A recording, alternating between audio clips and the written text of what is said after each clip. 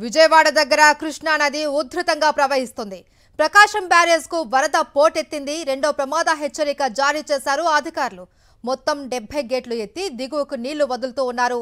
నది పరివాహక ప్రాంత ప్రజలను కృష్ణా, ఎన్టీఆర్ జిల్లాల కలెక్టర్లు అప్రమత్తం చేశారు. దసరా ఉత్సవాల నేపథ్యంలో ప్రకాశం బ్యారేజ్ వద్ద రెండంచెల భద్రతా వ్యవస్థ ఏర్పాటు చేశారు.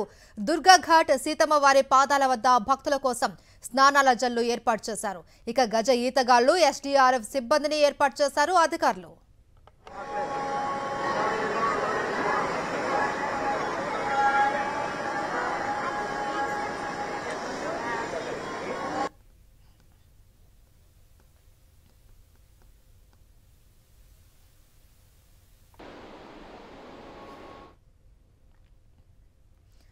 విజయవాడ దగ్గర కృష్ణా నది ఉధృతంగా ప్రవహిస్తున్న దృశ్యాలు చూస్తున్నాం. ప్రకాశం బ్యారేజ్ కు వరద పోటెత్తింది. రెండో ప్రమాద హెచ్చరిక జారీ చేశారు అధికారులు. మొత్తం 70 గేట్లు ఎత్తి దిగువకు నీళ్లు వదులుతూ ఉన్నారు. నది పరివాహక ప్రాంత ప్రజలను కృష్ణా, ఎన్టీఆర్ జిల్లాల కలెక్టర్లు అప్రమత్తం చేశారు. దసరా ఉత్సవాల నేపథ్యంలో ప్రకాశం బ్యారేజ్ వద్ద రెండంచెల భద్రతా వ్యవస్థ కూడా ఏర్పాటు చేశారు.